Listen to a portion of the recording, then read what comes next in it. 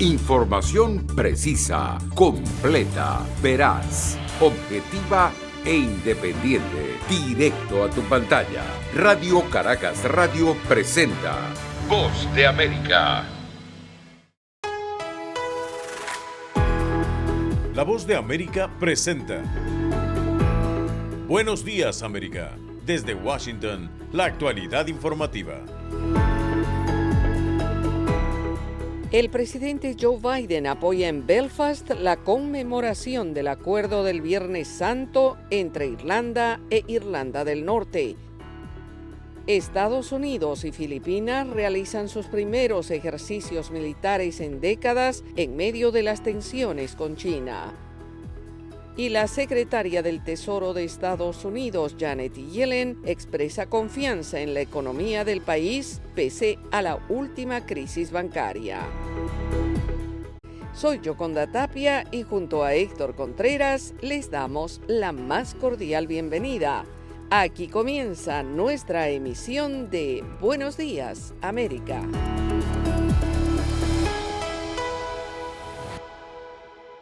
El mandatario Joe Biden mediará en una Irlanda del Norte marcada por el desacuerdo y el bloqueo político mientras se conmemoran 25 años del acuerdo de Belfast que trajo paz a la región.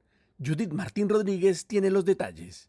El presidente Joe Biden se encuentra en Belfast, la capital de Irlanda del Norte, en una visita que le conecta directamente con sus raíces europeas, y es que el mandatario siempre tiene presente su origen irlandés. Siguiendo con su agenda, el presidente ofrecerá hoy un discurso en el que recordará el 25º aniversario del Acuerdo de Belfast, también conocido como el Acuerdo de Paz de Viernes Santo, y que en el año 1998 puso fin al sangriento conflicto de Irlanda del Norte entre nacionalistas, en su mayoría católicos, que deseaban unirse a la vecina Irlanda, y unionistas, en su mayoría protestantes, que deseaban permanecer como parte del Reino Unido. Con su presencia, el líder estadounidense abogará por la paz, el respeto y el cumplimiento de los acuerdos del Viernes Santo y del Brexit, mientras muestra su apoyo al vasto potencial económico de Irlanda del Norte, según señala la Casa Blanca. Amanda Slot, directora senior para Europa en el Consejo de Seguridad Nacional, dio más detalles sobre la agenda del mandatario.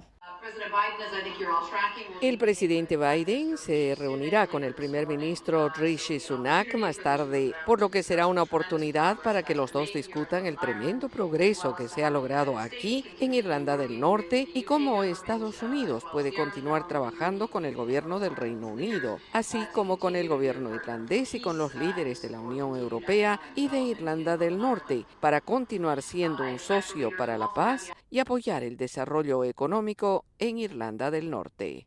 25 años después, este territorio sigue marcado por la división, con episodios puntuales de violencia, cuya llama ha sido reavivada por el acuerdo del Brexit que obligó a Irlanda del Norte a abandonar la Unión Europea, mientras el resto de la isla continúa formando parte de la Comunidad Europea. Según los expertos, el acuerdo de paz sirvió para poner fin al conflicto, pero no lo resolvió completamente y se necesita más inversión. Sin embargo, profesionales señalan que para Joe Biden será complicado mediar con una nueva generación de políticos distanciados desde la votación del Brexit. Judith Martín Rodríguez, Voz de América.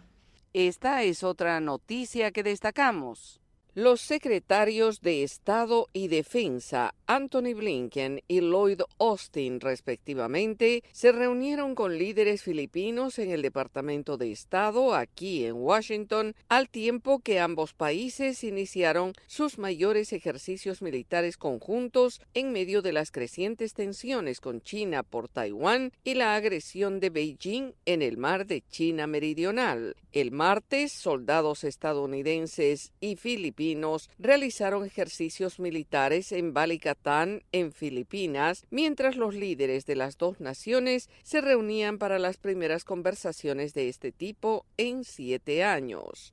El secretario Blinken destacó: Nuestro objetivo es la paz, la seguridad, la estabilidad, la creación de oportunidades. No es para participar en una nueva guerra fría, no es para contener a China. Por su parte, el ministro de Relaciones Exteriores de Filipinas, Enrique Manalo, enfatizó en la importancia de la alianza de Filipinas con Estados Unidos.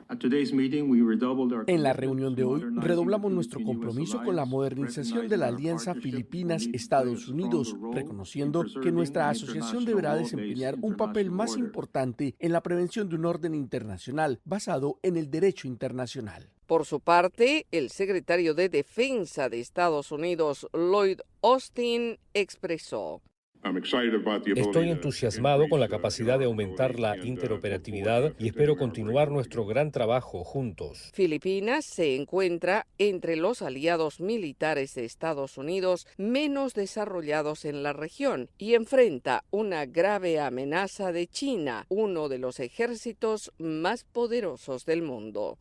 En otra información, la secretaria del Tesoro de los Estados Unidos, Janet Yellen, destacó el comportamiento sólido del sistema financiero estadounidense durante los últimos meses, a pesar de la quiebra de algunas entidades bancarias y de la inflación que sigue siendo elevada. La funcionaria aseguró además que el fantasma de la recesión en el país se mantiene controlado, pero sigue siendo un escenario posible, y sus afirmaciones se dieron en el discurso que pronunció al inicio de las reuniones de primavera del Fondo Monetario Internacional y el Banco Mundial. Durante el evento, la secretaria Yellen atendió a las preguntas de algunos periodistas y en sus respuestas hizo un llamado a no exagerar con el negativismo sobre la economía global, ya que considera que el mundo está en un lugar mejor de lo proyectado el otoño pasado, con los precios de la energía y los alimentos estabilizados y las presiones de la cadena de suministros continuando a la baja.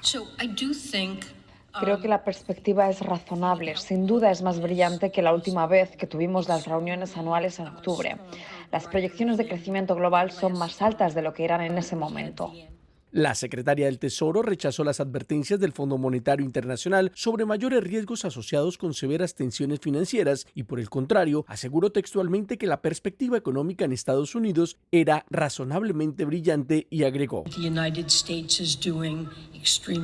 Estados Unidos lo está haciendo extremadamente bien económicamente, con la inflación bajando en un mercado laboral fuerte, y Europa lo está haciendo mejor de lo que se temía en el momento de nuestra última reunión. Hay riesgos, muchos de ellos relacionados con la guerra de Rusia contra Ucrania, y a futuro lo mejor que podemos hacer para mejorar la perspectiva global sería acabar con esa guerra bárbara. Y en otro rumbo informativo, el gobierno de Estados Unidos anuncia sanciones y una mayor cooperación internacional para un plan de lucha contra el tráfico de fentanilo. Jorge Agobián tiene los detalles.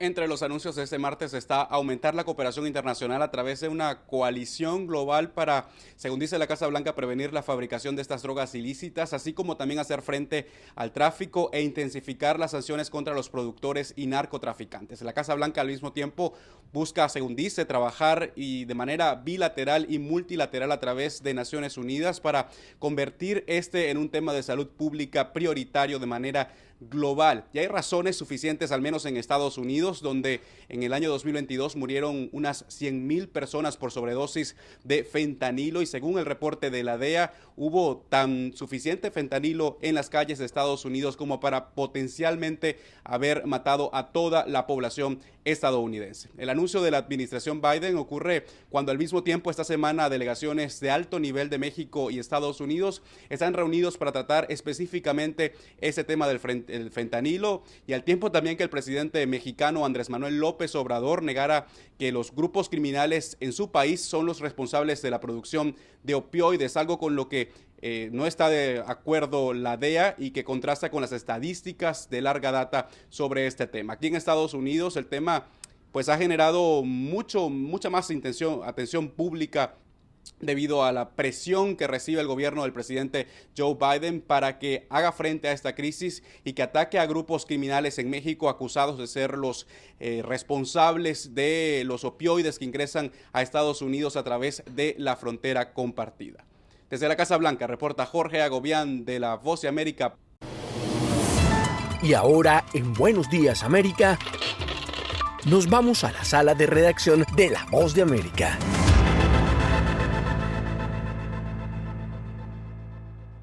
Panamá, Colombia y Estados Unidos promoverán un plan para controlar la inmigración irregular por la peligrosa selva del Darién. Esta es una actualización de nuestra sala de redacción. Combatir las redes de trata de personas que promueven la inmigración irregular y ejecutar un plan para controlar ese movimiento humano por la región son dos de los puntos más importantes de la declaración conjunta emitida por el secretario de Seguridad Nacional de los Estados Unidos, Alejandro Mayorkas, la canciller de Panamá, Gunaina Tehuaney, y el canciller de Colombia, Álvaro Leiva, y que fue divulgada luego de un encuentro internacional entre estos funcionarios de los tres países. La delegación estadounidense estuvo encabezada por el secretario del Departamento de Seguridad Nacional, Alejandro Mayorkas, y brindó detalles de las conclusiones de la reunión. Nosotros todos sabemos que la única manera de dar respuesta sostenible es atacar las raíces, y esto va a tomar tiempo. Nosotros sabemos que ningún país y ninguna comunidad puede resolver un reto tan complicado como este sola. La reunión, que se realizó en la ciudad de Panamá, tenía el objeto de dar seguimiento a la Declaración de Los Ángeles que firmaron la mayoría de los países de la región en el marco de la 11ª Cumbre de las Américas. La canciller de Panamá, Gunaina Tehuaney, puntualizó la problemática migratoria que enfrentan los tres países. La delincuencia transnacional organizada, que encuentra nuevas fuentes de financiamiento altamente lucrativas a través de la trata de personas. Panamá es la entrada a Centroamérica desde el sur del continente, que sirve de paso para miles de migrantes irregulares procedentes de todo el mundo que viajan por tierra hacia los Estados Unidos. Los datos oficiales advierten que con la tendencia creciente se estima que este año unas 400,000 personas cruzarán la selva del Darién. Sala de redacción, Voz de América. En tanto, en Colombia, autoridades revelan que se quintuplicó la cifra de migrantes que cruzaron la frontera hacia Panamá, y defensores de derechos humanos advierten que la crisis migratoria deja millonarias ganancias para las redes de tráfico de personas. Manuel Arias tiene los detalles.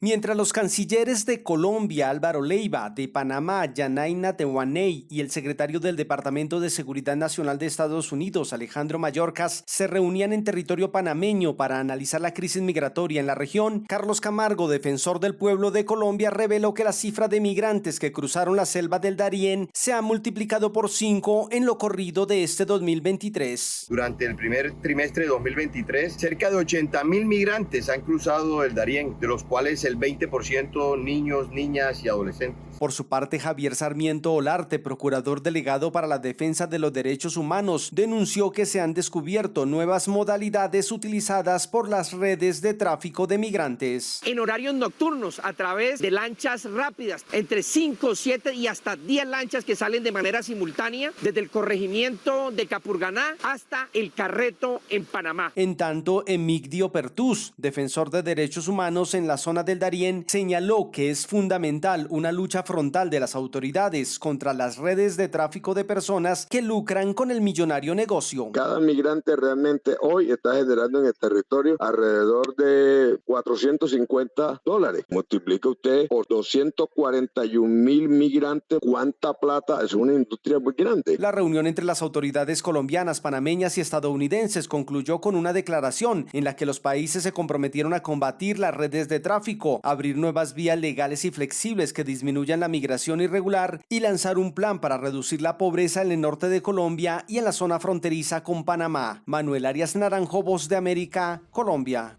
Por otra parte, para algunos migrantes la meta de llegar a Estados Unidos es tan clara que, pese a haber sido sorprendidos en un cruce irregular, intentan ahora adquirir cita para obtener protección humanitaria. Laura Sepúlveda tiene el siguiente reporte. Los quiero ayudar. A sus 7 años, Antonella, una menor venezolana a quien le protegemos su identidad por encontrarse en situación de vulnerabilidad, sueña con poder ayudar a quienes como ella buscan un nuevo hogar, en un lugar del que conocen poco, muy poco. Que uno pueda mirar allá y ver la bandera, tan solo un paso de cruzar no podemos, por falta de documentos porque son muy ilegales, no tenemos visa, no tenemos pasaporte, no tenemos nada. Situación de la que Rosario es consciente, pero que para muchos no ha sido un impedimento. Y ya me han lanzado para allá 7 veces por aquí, me han agarrado en San Antonio, Colorado, por allá de 3 días, por allá sintiéndome gringo. Y me han agarrado y me han traído otra vez para acá, otra vez. Con mi uniforme, un polito plomo y un pantaloncito negro y dele para atrás. Me retornaron 2 veces. la primera vez a 2 horas para llegando a Houston y en la misma semana aquí en McAllen. Según datos de la patrulla fronteriza, en 2022, 2,7 millones de personas fueron detenidas mientras cruzaban de manera ilegal a Estados Unidos. Algunos migrantes creen que su entrada depende de que alguien abra una puerta de cruce, pues hay ignorancia frente a los procesos migratorios. Algunos sí saben que la realidad puede ser mucho más cruda. Y si se tiene pareo, nos regresan. Las personas dicen que no, que nos van a regresar otra vez para el campamento. No, lo van a regresar para allá, para atrás. Pese a esto, varios de ellos no bajan bandera. Siguen intentando llegar a donde se han propuesto e incluso piden la cita por la aplicación CBP One, que recibe solicitudes de venezolanos, nicaragüenses, haitianos y cubanos, como si en su registro no hubiera nada. Lo más importante es decir la verdad. El abogado de inmigración, Wilfredo Allen, destaca un caso que representa y en el que hay antecedentes legales, y al respecto dice, podría haber opciones, aunque cada caso es diferente. Que aunque él no califica para asilo por la deportación previa y por los delitos que tuvo en los Estados Unidos hace una década, califica para protección de ser devuelto. Pese a ello, cabe señalar que el Departamento de Seguridad Nacional de Estados Unidos destaca inelegibilidad del parol humanitario para quienes ingresen sin autorización después del anuncio del programa que cobija a nacionales de Venezuela, Haití, Nicaragua y Cuba. Laura Sepúlveda, Voz de América. En tanto, el Salar de Uyuni, el sitio turístico más importante de Bolivia, genera preocupación luego de un reciente conflicto que enfrentó a propietarios de hoteles y dirigentes de una población aledaña. Fabiola Chambi tiene el reporte. Un acuerdo entre los pobladores de la localidad de Colchani en el departamento de Potosí, al sur de Bolivia, y los propietarios de los hoteles ubicados en el Salar de Uyuni permitió que la actividad turística vuelva a la normalidad al inicio de esta semana. Sin embargo, el conflicto aún sigue latente, porque, según denuncias de la Cámara Hotelera, los dirigentes de la zona bloquearon vías de conexión y los alrededores de las infraestructuras, exigiendo un pago de $15,000 por regalía anual. En entrevista con La Voz de América, el presidente de la Cámara Hotelera de Potosí, Aldo Fuentes, lamentó las repercusiones negativas que este conflicto puede generar al país. Estos exabruptos que comete esta gente, lo único que hacen es repercutir negativamente en la imagen que tenemos. El sector hotelero y los dirigentes de la localidad acordaron que los pagos se realicen en plazos y se logró el levantamiento de las protestas y el cerco que estaba afectando la seguridad y tranquilidad de los turistas, como cuenta a La Voz de América Aldrin Goros, de la agencia de turismo Mega Travel. Nosotros teníamos turistas que estaban en el Hotel Cristal Samaña. Hemos tratado de ingresar, pero no nos dejaron por exactamente los conflictos. Luego de varios días sin un pronunciamiento, la viceministra de Turismo Eliana Ampuero dijo a principios de esta semana al canal de televisión estatal que los movilizados deben reflexionar para no dañar la imagen del país y exhortó a un diálogo constructivo a comunarios y propietarios de los hoteles. Sin embargo, el presidente de la Cámara Hotelera, Aldo Fuentes, pidió que se impongan sanciones conforme a las leyes. Que nosotros vivimos en un Estado de Derecho y quiénes son las instancias encargadas de hacer cumplir eso. Según denunció la Cámara de Hotelería, desde el inicio de operaciones de cada hotel se fueron entregando aportes voluntarios, que suben sin parar desde los $500 por año. Fabiola Chambi, Voz de América, Bolivia. En tanto, en el Parlamento de mayoría oficialista de Venezuela avanza una polémica legislación destinada a perseguir a activos que provengan de actividades criminales. Carolina Alcalde tiene los detalles. En días recientes, la Asamblea Nacional de Mayoría Oficialista en Venezuela aprobó en primera discusión la Ley Orgánica de Extinción de Dominio que establece mecanismos que permitan la identificación, localización y recuperación de bienes relacionados o derivados de actividades ilícitas y la extinción de derechos relativos al dominio de los mismos a favor de la República. Consultado por La Voz de América, el abogado y profesor de la Universidad Católica Andrés Bello, Emilio Urbina, explica que se trata de un mecanismo de persecución patrimonial que en el mundo se volvió eficiente porque no hay condena penal. Una acción civil de naturaleza patrimonial, no penal, cuya función es extinguir el dominio de aquellos bienes que no pueden ser demostrados que fueron adquiridos de forma lícita. El propósito del mecanismo del derecho liberal, de acuerdo al abogado Urbina, es evitar que mientras una persona espera un proceso penal, destruya o deshaga los bienes. Porque a la hora de la verdad lo que me interesa es recuperar esos bienes. De nada me sirve tenerte a ti preso si los bienes no los recupero. Y mientras dura ese proceso penal, yo hago y deshago con testaferros, con hombres de paja, como se le conocen en el argot, hombres de paja, empresas pantallas, y toda una cantidad de trama de la delincuencia económica 2.0, como se dice ahora. El mecanismo aplicado en varios países y de cuya constitucionalidad dudan algunos juristas fue presentado en la Asamblea Nacional venezolana en medio de un escándalo de corrupción en la industria petrolera, por lo que hasta el momento, según la Fiscalía, al menos 55 personas, entre ellas exfuncionarios públicos y empresarios, han sido detenidas e imputadas por varios delitos, entre ellos apropiación de patrimonio público y legitimación de capitales. El mecanismo está vigente en varios países, entre ellos Colombia y Perú. Carolina Alcalde, Voz de América, Caracas. Momento deportivo en La Voz de América. Les informa Henry Llanos. En el baloncesto de la NBA, esta temporada ha sido desafiante para los Lakers. Así, a nadie le sorprendió cuando Anthony Davis cometió una falta que permitió a Mike Conley igualar el marcador cuando restaba una décima de segundo del tiempo regular. En vez de asegurar el pasaje de playoff, Los Ángeles debió disputar una prórroga, pero los Lakers simplemente se sobrepusieron a ese nuevo golpe y siguieron jugando. 4 minutos después, finalmente tenían el puesto en postemporada que parecía un sueño hace apenas un par de meses. LeBron James sumó 30 puntos y 10 rebotes por los Lakers, quienes se apoderaron del séptimo sitio de la Conferencia Oeste para los playoffs al imponerse el martes en tiempo extra por 108-102 sobre los diezmados Timberwolves de Minnesota en el monitoreo de repesca de la NBA en este torneo que tratan de alcanzar las primeras posiciones. En el béisbol de Grandes Ligas, Shohei Ohtani brindó otra gran actuación en el montículo al permitir solo un imparable en 7 entradas, y los angelinos de Los Ángeles derrotaron 2-0 a los nacionales de Washington.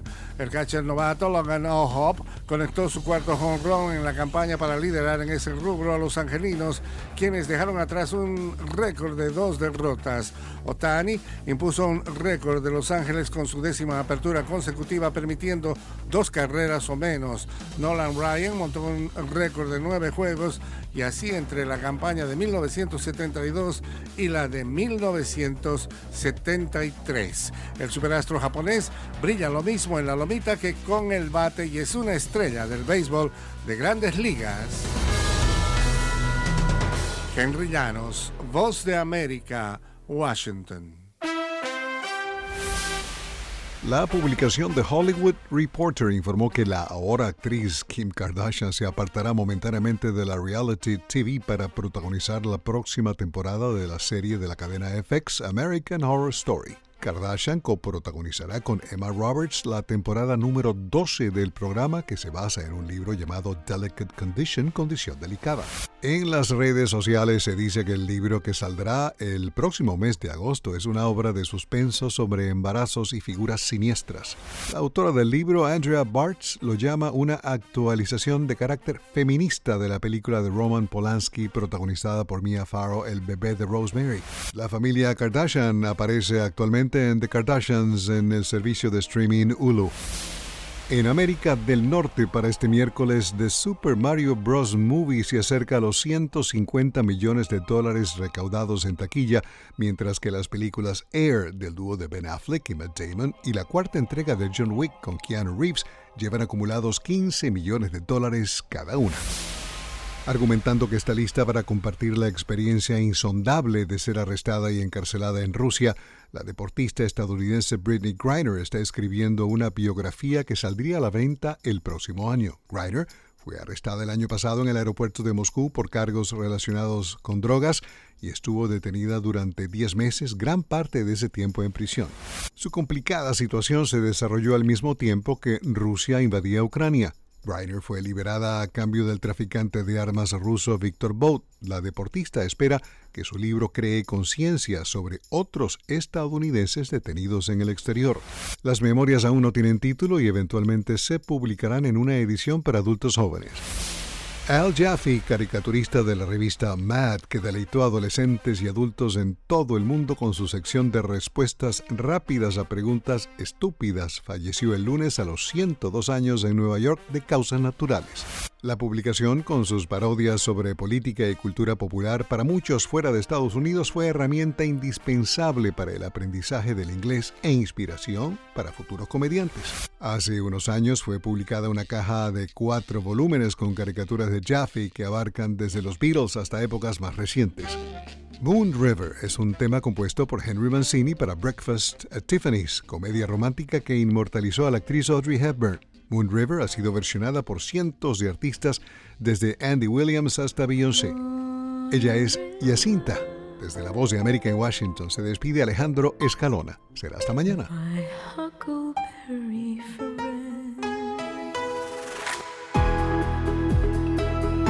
Y así llegamos al final de Buenos Días América. Soy Yoconda Tapia y les agradezco el privilegio de la sintonía. Soy Héctor Contreras y les invito a conectarse con nuestra página web vozdeamerica.com o seguirnos en Twitter en @vozdeamerica. Hasta nuestra próxima emisión. Información precisa, completa, veraz, objetiva e independiente. Directo a tu pantalla. Voz de América en RCR 750.